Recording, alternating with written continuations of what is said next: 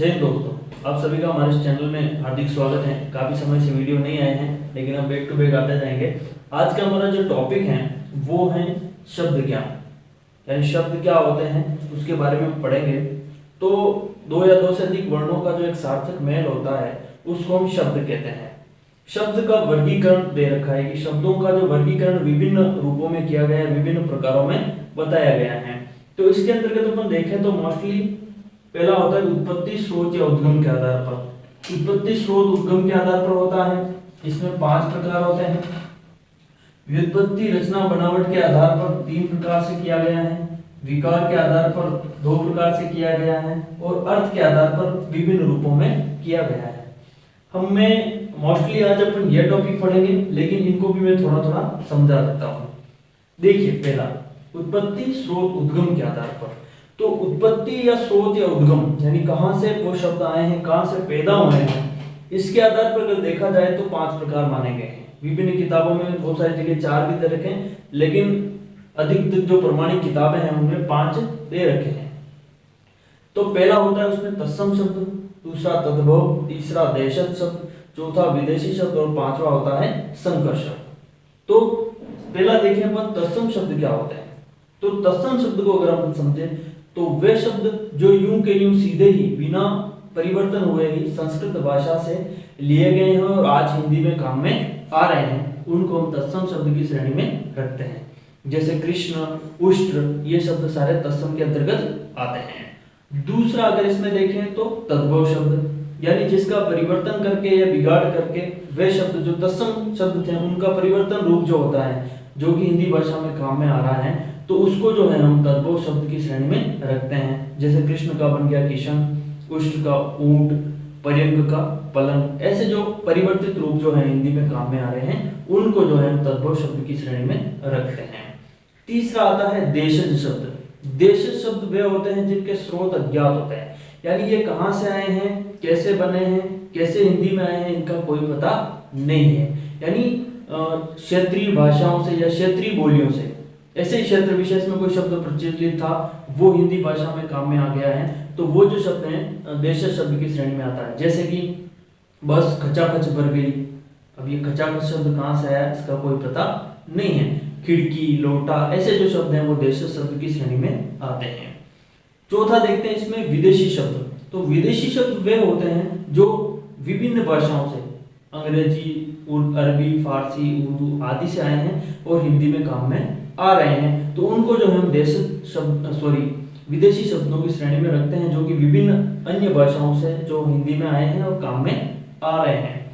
5वीं श्रेणी इसमें देखते हैं तो वो होता है संकर शब्द। संकर शब्द वे होते हैं जो 2 भाषाओं से मिलकर के बने हुए हैं और हिंदी में काम में आ रहे हैं। जैसे रेल इंग्लिश शब्द है और गाड़ी हिंदी शब्द है, तो रेल और गाड़ी 2 अलग अलग भाषाओं से मिलकर के जो एक नया शब्द बना है वो संकर शब्द की श्रेणी में आएंगे। ये सारे होते हैं उत्पत्ति, स्रोत, उद्गम के आधार पर 5 प्रकार हैं। व्युत्पत्ति, रचना, बनावट के आधार पर 3 प्रकार होते हैं, रूढ़, यौगिक और योग रूढ़। ये तीनों विशेष रूप से पढ़ेंगे, इनको थोड़ी देर में समझाता हूँ।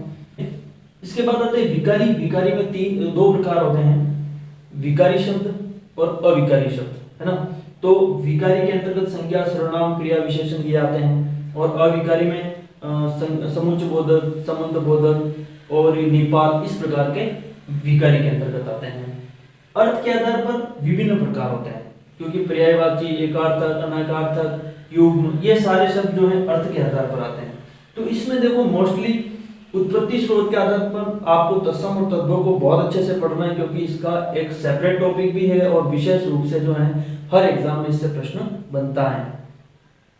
और बाकी के जो हैं जिसमें विदेशी शब्द है इनको आपको याद करना है, क्योंकि विदेशी शब्द से भी बहुत सारे प्रश्न बनते हैं, तो इनको भी आपको मोस्टली याद करना पड़ता है।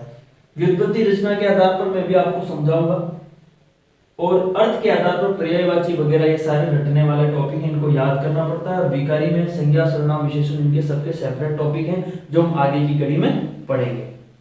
इस वीडियो को आप बिल्कुल भी स्किप ना करें और इसको पूरा देखें, तभी आपको समझ में आएगा। अब जो है देखिए आप, व्युत्पत्ति, रचना और बनावट के आधार पर 3 प्रकार हैं। इन तीनों प्रकारों का हम अभी यही समझेंगे, इससे रिलेटेड आपका प्रश्न कभी भी गलत नहीं होगा, बिल्कुल सिंपल है।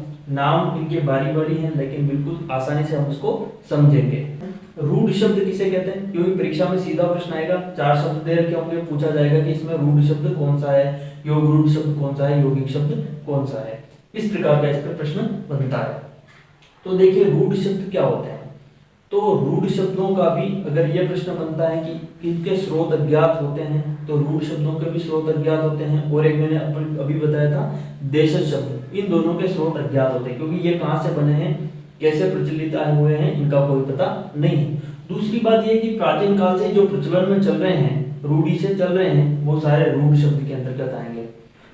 और तीसरी बात इसमें यह याद रखनी है कि इन शब्दों का विभाजन नहीं किया जा सकता है, इनके 2 सार्थक टुकड़े नहीं किए जा सकते हैं। अब जैसे मान लो एक उदाहरण से आप समझ जाओगे, मैंने लिखा दूध, तो दूध जो शब्द है, ये शब्द जो बना है, इसके जो 2 टुकड़े नहीं किए जा सकते, ये बात ध्यान रखें। 2 टुकड़े करेंगे और दोनों भी सार्थक होने चाहिए, लेकिन इसके जो है 2 टुकड़े नहीं किए जा सकते, दोनों असार्थक है। जैसे राम है, ऐसे बहुत सारे शब्द हैं, कमल है, ठीक है, ये लो, क का कोई अर्थ नहीं है, मल का अर्थ है, यानी दोनों टुकड़ों के अगर सार्थक अर्थ ना होंगे तो वो जो है रूढ़ के अंतर्गत आएंगे, क्योंकि जैसे दोनों के सार्थक अर्थ निकले वो इन दोनों में से आ जाएगा। तो ये ध्यान रखें, इस प्रकार के जो शब्द हैं वो रूढ़ के अंतर्गत आएंगे। इसी के साथ अपन देखते हैं यौगिक शब्द। यौगिक शब्द किसे कहते हैं, तो योग का मतलब ये होता है जुड़ाव, यानी 2 सार्थक इकाइयों से जुड़ करके एक शब्द बनता है, वो यौगिक होता है। लेकिन ध्यान रखना इसमें, क्योंकि दोनों में सेम स्ट्रक्चर है, 2 सार्थक इकाइयां होती है और दोनों जुड़ करके एक शब्द बनता है, लेकिन वो जो शब्द हैं उन दोनों इकाइयों के आसपास ही या उससे मिलता जुलता ही अगर शब्द बनता है तो वो यौगिक के अंतर्गत आता है। कैसे, तो देखिए जैसे विद्यालय, इसके 2 टुकड़े करेंगे तो एक तो होगा विद्या, एक तो होगा विद्या और दूसरा होगा आलय। विद्या का मतलब ज्ञान, आलय का मतलब घर, दोनों का सार्थक अर्थ है और दोनों का मिलता जुलता ही अर्थ निकलता है कि ऐसा स्थान जहाँ पे विद्या की प्राप्ति होती है। विद्यालय है, प्रेम सागर है, प्रेम का सागर। इस प्रकार के जो शब्द हैं, महर्षि है, महाधन ऋषि, महा का महान और ऋषि का मतलब कोई ऋषि मुनि के संदर्भ में। तो यौगिक शब्द में क्या रखना है, उसके 2 टुकड़े करने हैं, दोनों के अगर अर्थ निकलता है और दोनों उसके सिमिलर ही अर्थ, एक शब्द का अर्थ दे रहे हैं तो वो यौगिक के अंतर्गत आएगा। तीसरी अगर ट्रिक ये आप ध्यान रखें, तो जितने भी संज्ञा से बनने वाले शब्द हैं, है ना, लगभग जितने भी संज्ञा से बनने वाले शब्द हैं, प्रत्यय उपसर्ग से बनने वाले शब्द हैं, वो सारे यौगिक में आएंगे। 5 प्रकार के समास हैं, वो सारे इसमें आएंगे, सिर्फ एक को छोड़ करके। योग रूट को भी देख लेते हैं, समझ लेते हैं योग रूट। अब योग रूट में अगर अपन समझे तो सेम है, 2 सार्थक इकाइयों से बना हुआ होना चाहिए, दोनों को मिलाएंगे, लेकिन दोनों सार्थक इकाइयां तो होगी, लेकिन उसका कोई तीसरा अर्थ प्रदान होगा, यानी उसका कोई तीसरा अर्थ निकलता है।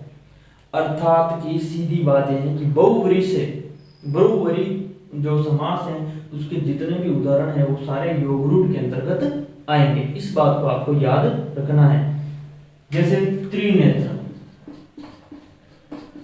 2 इकाई में टुकड़े करें, एक का होता है नेत्र, एक का होता है त्रि, लेकिन त्रिनेत्र का अर्थ अपन यहाँ क्या ले रहे हैं, महादेव।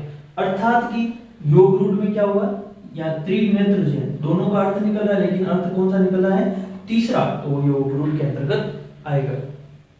बाकी इनमें अर्थ तो निकलता है, लेकिन अर्थ जो है उसके दोनों इकाइयों से संबंधित ही होता है, तो वहां पे यौगिक होता है, और दोनों का टुकड़ा नहीं किया जा सकता है, तो वहां पर कौन सा होगा, रूढ़ शब्द कहलाएंगे। आशा है कि आपको वीडियो समझ में आ गया होगा। इस प्रकार के और भी बहुत सारे वीडियो मैंने डाल रखे हैं, आपको लिंक नीचे मिल जाएगी डिस्क्रिप्शन में, आप जाकर के देखें और हमारे चैनल को लाइक, कमेंट और सब्सक्राइब करें। जय हिंद।